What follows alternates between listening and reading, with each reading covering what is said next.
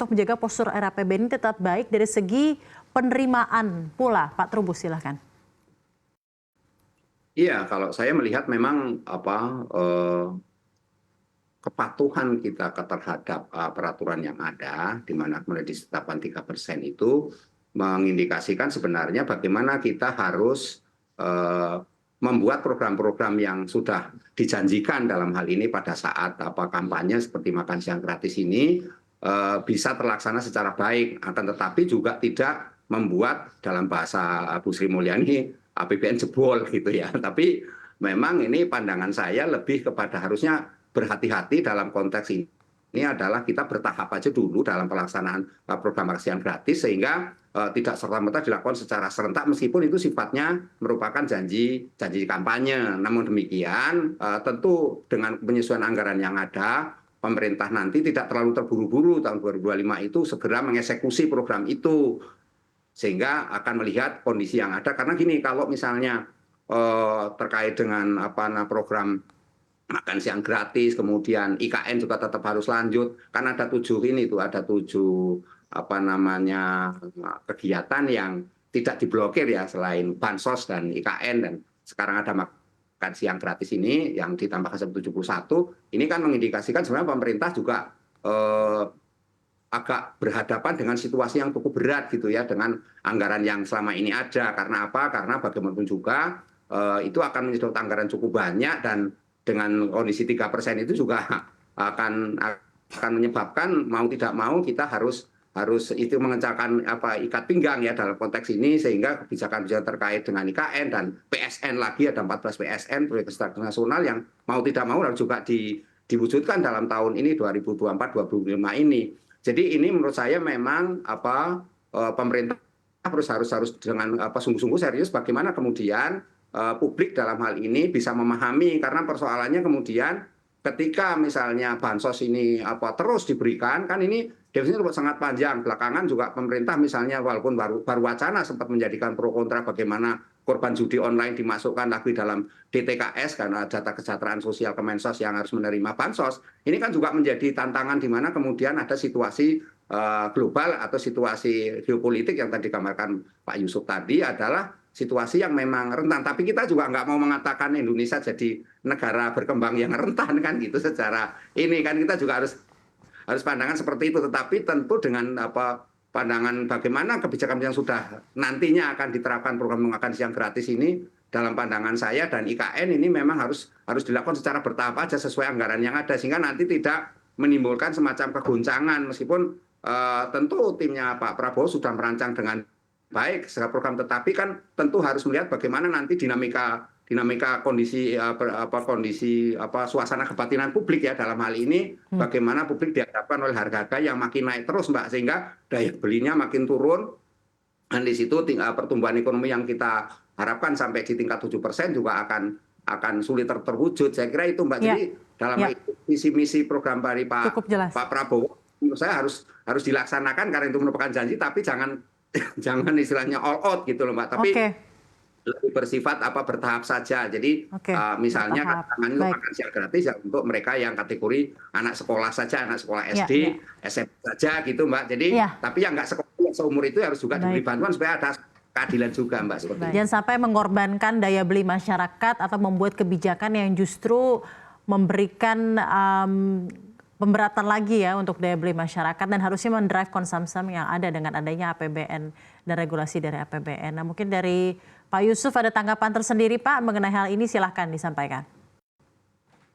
Ya, sebenarnya kan kalau pengelolaan anggaran itu terutama ketika memprioritaskan anggaran ada aspek-aspek yang harus dipenuhi ya. Ketika misalnya ingin mendorong suatu program anggaran, aspek misalnya krusial, kemudian yang sifatnya darurat, strategis dan insidental itu kemudian harus dikedepankan ketika pemerintah menyusun. Jadi ini juga bisa menjadi pedoman ketika pemerintah ingin mencapai sasaran target defisit anggaran 2,2 hingga 2,8 untuk tahun depan.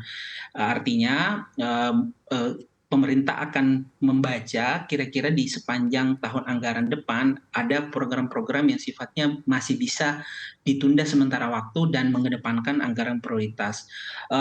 Adapun untuk misalnya program-program dari pemerintahan baru, menurut saya tidak menjadi masalah juga kalau seandainya ditunda sementara waktu ketika memang itu dibutuhkan gitu ya. Karena kan sekali lagi pemerintahan baru ini punya waktu 5 tahun dan dari 5 tahun itu kan sebenarnya bisa dijalankan di tahun kedua gitu ya. Sekali lagi ini untuk melihat aspek krusial darurat strategi dan insidentil yang saya sebutkan di awal. Nah, apalagi kalau kita bicara masalah pendanaan atau pembiayaan ya untuk membiayai defisit anggaran 2,2 hingga 2,8%. Nah, kalau kita lihat di tahun depan beberapa kebijakan dari sisi penerimaan itu kan diindikasikan akan dijalankan di tahun depan seperti misalnya kebijakan tarif baru PPN gitu.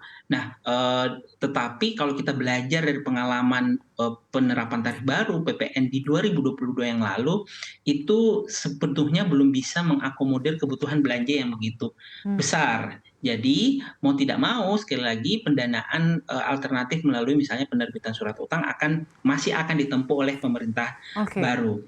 Nah, sayangnya kita sekarang saat ini berada pada periode atau fase suku bunga yang relatif masih tinggi ya, betul, sehingga betul, ini tentu akan mendorong ongkos pendanaan yang relatif lebih mahal dan betul. ini akan berkonsekuensi terhadap keberlanjutan fiskal tidak hanya dalam jangka pendek tetapi jangka menengah hingga panjang. Jadi faktor ini juga yang kemudian perlu masuk ke dalam konsiderasi ya ketika misalnya ingin menyusun program-program belanja karena mau tidak mau ketika misalnya pemerintah baru terutama udah menyusun beberapa program belanja itu akan didanai kembali dengan penerbitan surat utang dan penerbitan surat utang ini kan harus disesuaikan lagi dengan framework kebijakan fiskal dalam jangka menengah Ya, hingga panjang. Jadi itu harus dikoneksikan, terutama juga harus melihat bagaimana dari sisi penerimaan apakah bisa mengakomodasi kebutuhan belanja yang besar untuk menciptakan anggaran yang lebih sehat dan target yang ingin dicapai, terutama untuk konteks APBN 2025 itu. saya ingin juga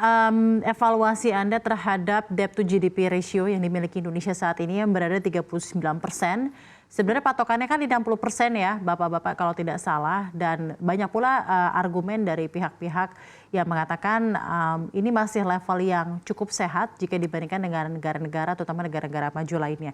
Apakah argumen itu benar, Pak? Dan apakah sebenarnya kalaupun ternyata tetap harus waspada, bentuk-bentuk pengelolaan APBN apa saja yang harus diperhatikan oleh pemerintah? Mungkin masih ke Pak Yusuf.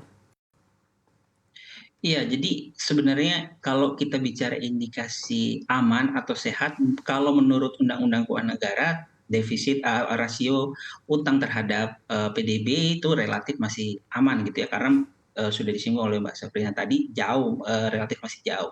Tetapi sebenarnya indikator rasio utang itu sendiri saat ini diperdebatkan karena sekali lagi itu tidak kemudian bisa diterapkan di masing-masing negara karena masing-masing negara itu punya karakteristik yang berbeda gitu ya. Saya kira diskusi mengenai misalnya seringkali yang diambil contoh misalnya Jepang gitu ya, rasio utangnya 100% terhadap PDB relatif besar. Tapi kalau kita komparasikan dengan Indonesia itu menjadi tidak apple to apple gitu. Jadi sekali lagi memang memang ada unsur-unsur lain yang kemudian harus dilihat.